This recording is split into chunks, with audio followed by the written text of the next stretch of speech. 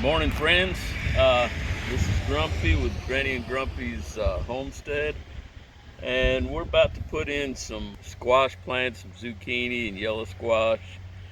And we like to grow everything as much as possible vertically, so that you can utilize your space better.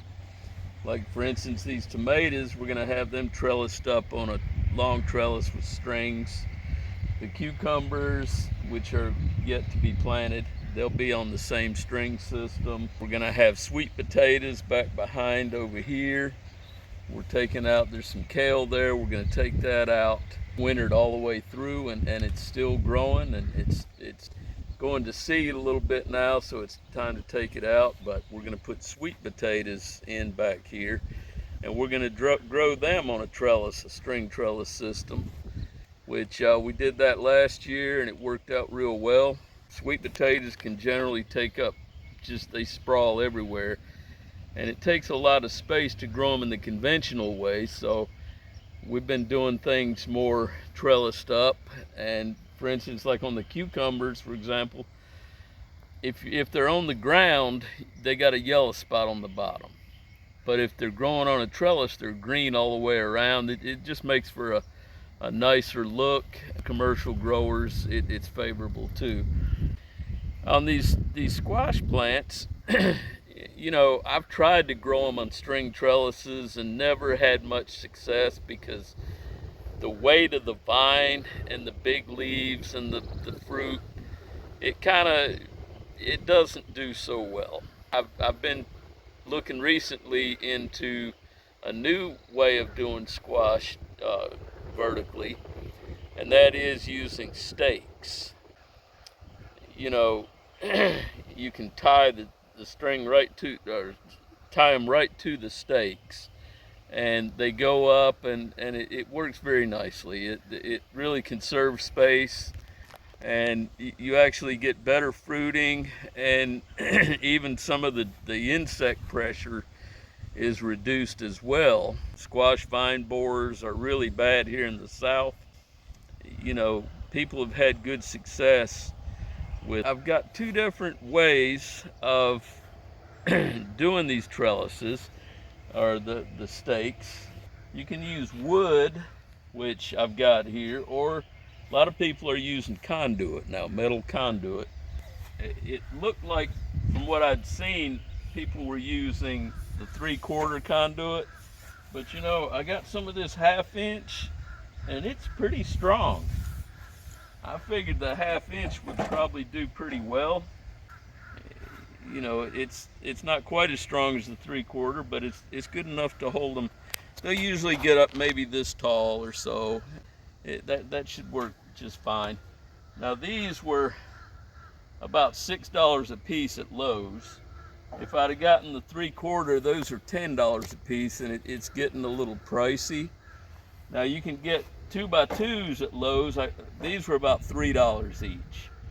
And there's advantages both ways, but I personally would prefer using the metal, and I'll explain to you why.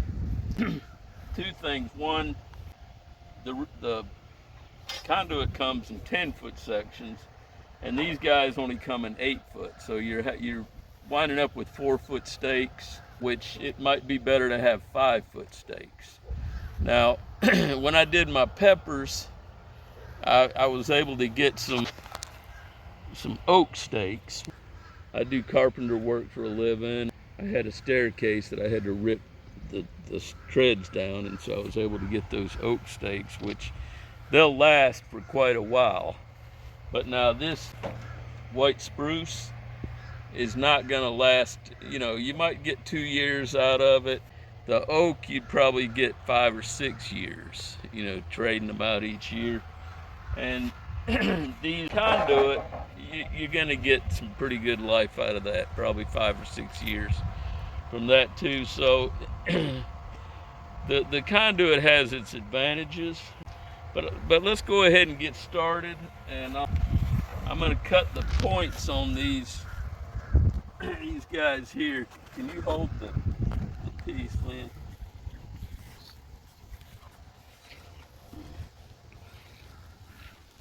Thanks. We just want to cut a little.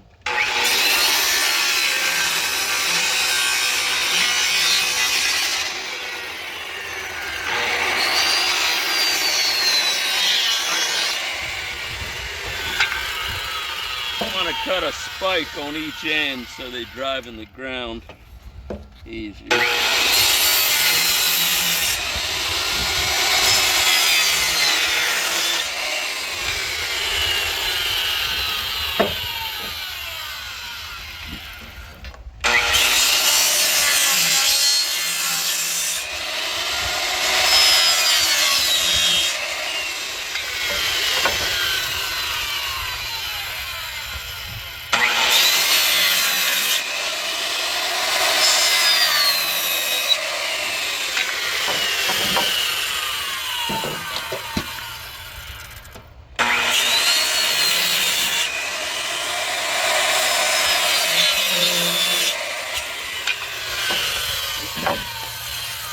Okay, I'm gonna do the other end as well. I'm gonna get on that side here.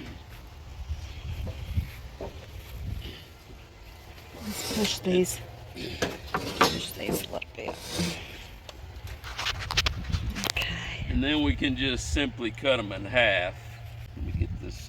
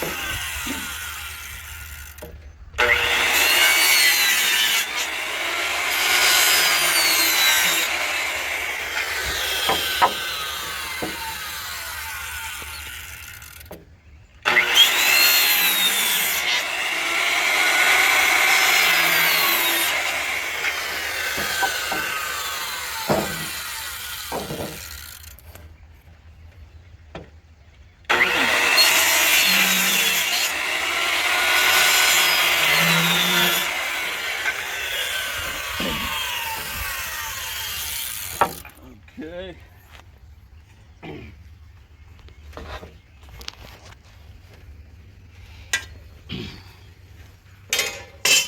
Go ahead and cut them halfway.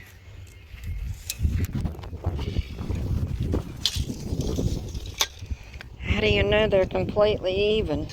Well, they don't have to be perfect. I mean, It's not a house. no, it's not a cabinet. It's not a Wurlitzer.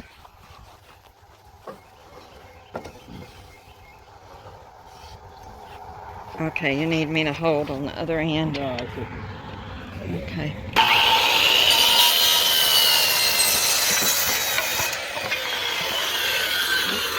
So we got 10 steaks here, and we're going to get 10 of the metal ones as well.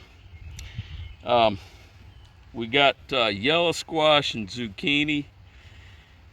Usually the zucchini gets a little bigger. I'm going to use the shorter steaks for the squash. Now, which end would you want the squash on, the far end or this end? It doesn't matter. All right, well, we'll just start over here at this end. I'm going to sit down now. All right, guys.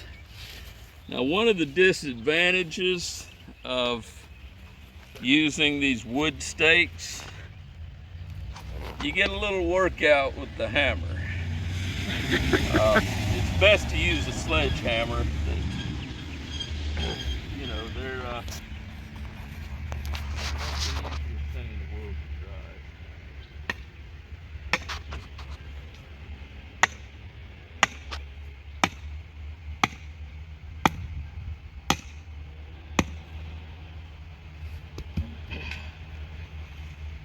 Alright, now I'm going to run 2 feet between them.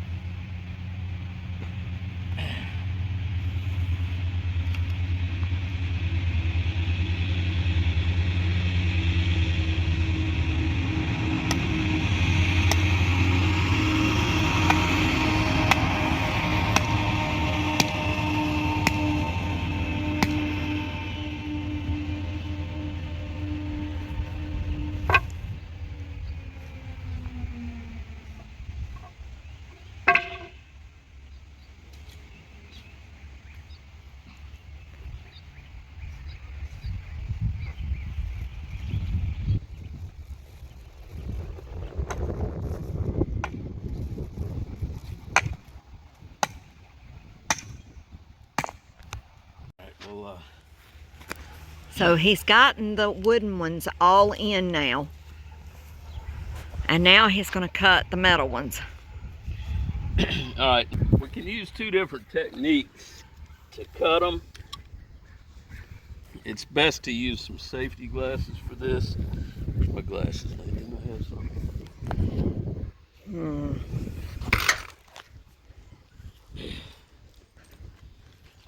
Ta-da.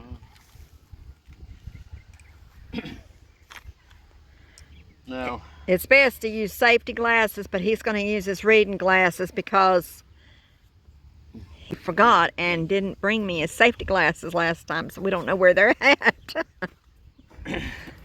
well, sometimes I do without them, and I shouldn't. You can get in a hurry sometimes, and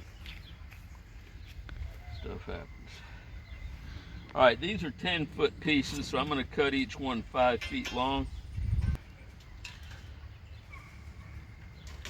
If you've got an angle grinder, that's a nice way of doing it.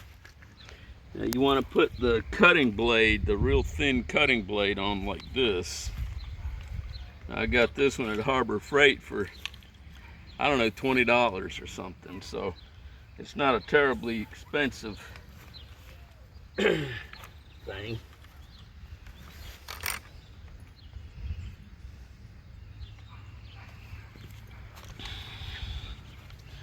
Usually they have a cover, but I'm kind of non-uniformitarian, so that's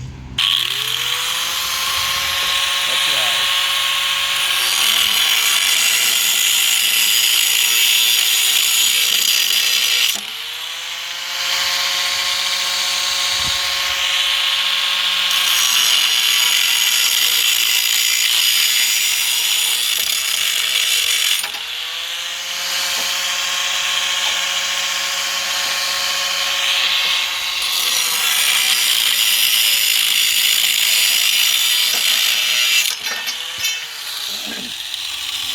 Now also we've got the a Sawzall with a metal cutting blade, and that works as well. So whichever tool you happen to have is good. Let's see if we can cut two.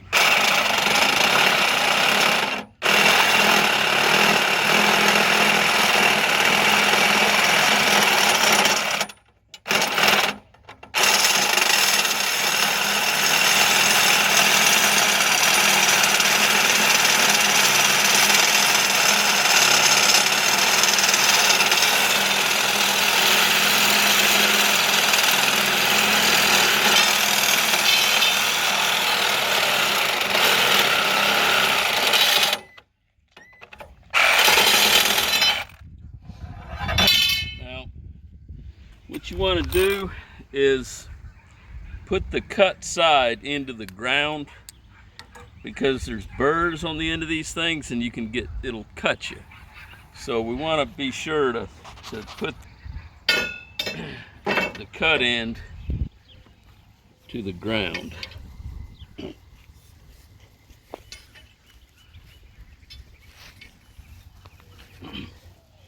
Another nice advantage to using these, a nice lightweight hammer.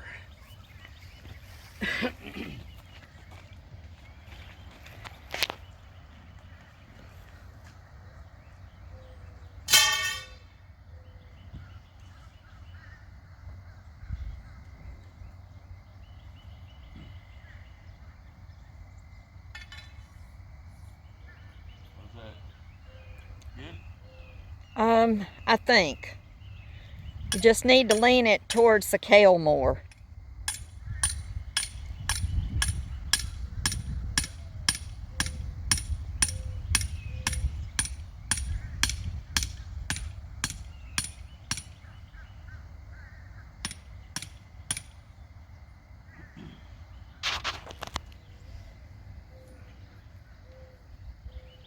So as you can see, he is right.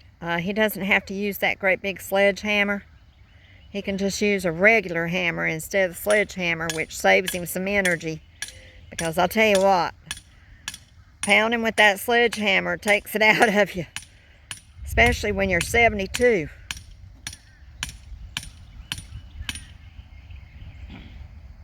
So we'll come back to this after he finishes.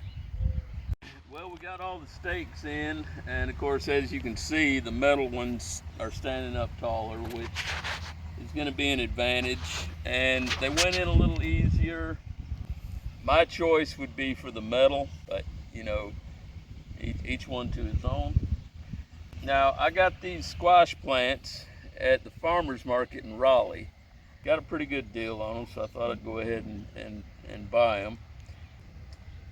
But you know, there's a lot of interest in using fish as a fertilizer. You know, the Native Americans used fish under their corn and different crops that they grew. Probably one of the cheapest fish you can buy is sardines. And a nice thing about sardines is it's an ocean fish, which means it's what I call full spectrum. These fish they're in an environment that has over 90 trace elements in the water. And so all these elements are in their bodies, and they're beneficial.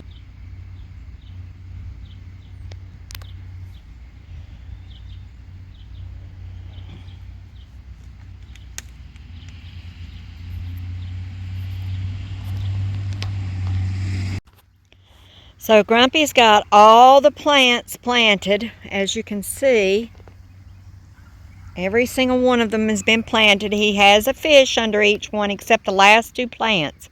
And what he did was he saved all the water that the fish were packed in. He took those cans of water and put 2 cans in each one of the holes so that they could get the water that they were in, which will give plenty of the nutrients that he's looking for.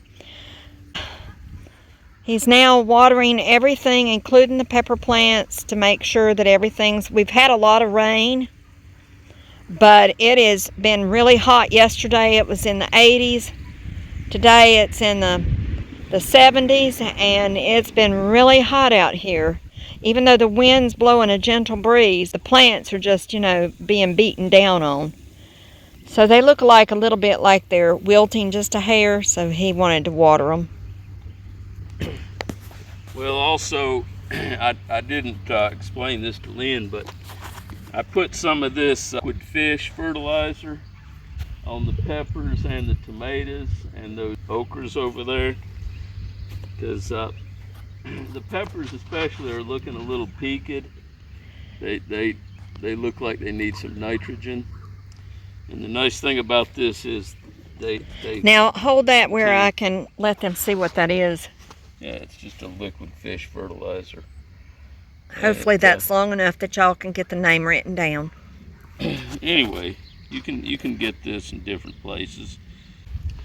It's very good. It's very high in nitrogen, phosphorus, potassium, trace minerals, magnesium, whatever. I put it on the tomatoes and the peppers this morning, and so I'm kind of watering that in as well. Yeah, these squashes definitely need some nitrogen. They're suffering as well. So I probably should mix up some and put on these too, just to give them a little boost. So when until the roots can reach the fish underneath. Yeah, Brother Hollis down in Florida, he likes to use fish. They go fishing a lot. They catch a lot of crappie. Up here we call them crappie. But him and his wife like to go fishing and catch freshwater fish. Now, personally, I think saltwater fish is better, like I said, because the environment is more conducive to trace elements. and so I prefer to use saltwater fish.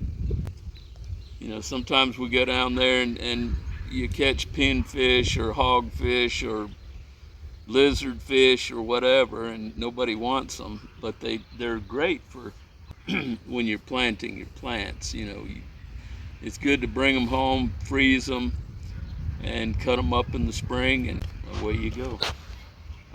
Now, we didn't do it here on the peppers and tomatoes, which we should have. I wish I'd have done that a couple weeks ago when we put those in.